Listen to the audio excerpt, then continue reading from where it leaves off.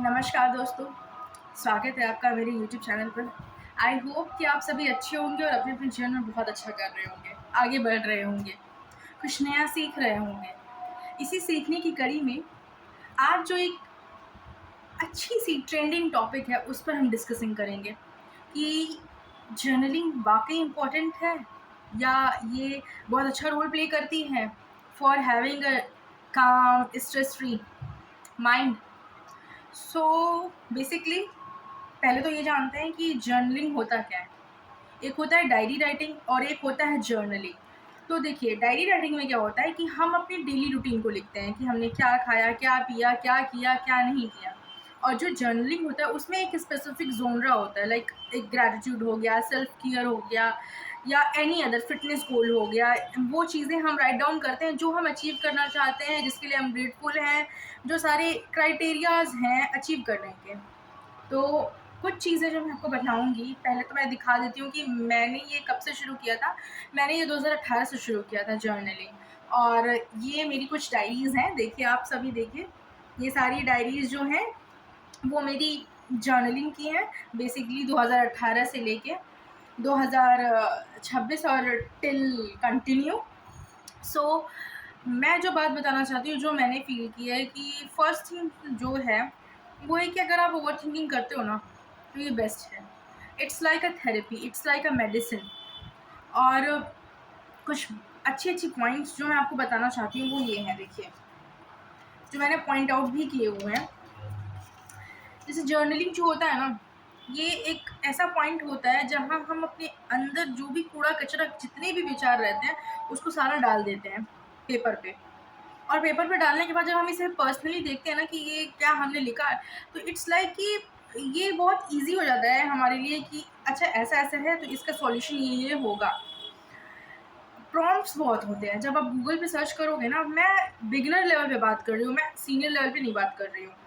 अब इसका updated version मैं पार्ट 2 बनाऊँगी।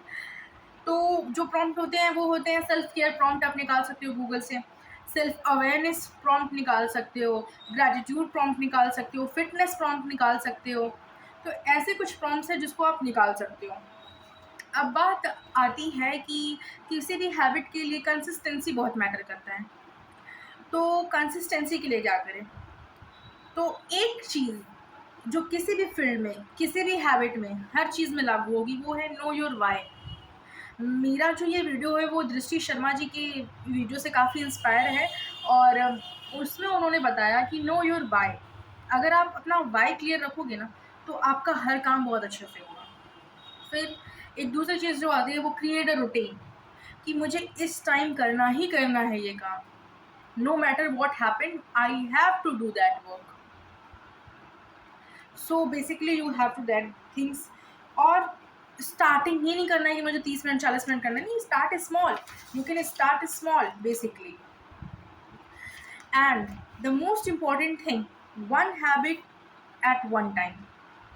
अब चार नौ पे एक साथ पैर नहीं रख सकते। So keep a single time work with your self, that habit which you truly want to change. So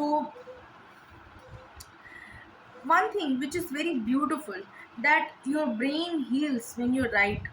Yes, this is true. In neuroscience there is a concept that the peace of mind comes from the writing.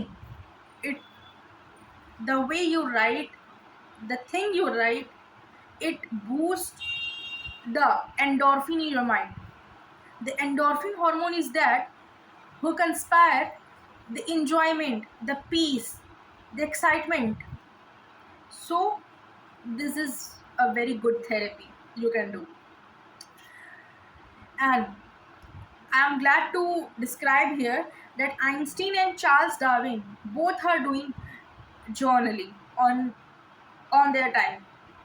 So this is not a fancy thing. It is something which has come out from the ancient time. So one thing, the tip is, जो कि इस पूरे video का tip है, वो है कि fix your trigger time. Yes, the trigger part of your personality will decide how much clear you will be in your journaling. So for success, for any habit, for creating a legacy, one thing which is very much important, your trigger point. What's your trigger point? So tell me in the comment section that what is the helpful tip you're gonna follow. Please like and share, subscribe my YouTube channel, hit the bell icon. Thank you so much. I'm very much grateful to all the audience who are watching me and giving me their precious time. I hope कि मैं आपकी सभी आशाओं की पूर्ति करूं और अपेक्षाओं की पूर्ति करूं. Thank you so much.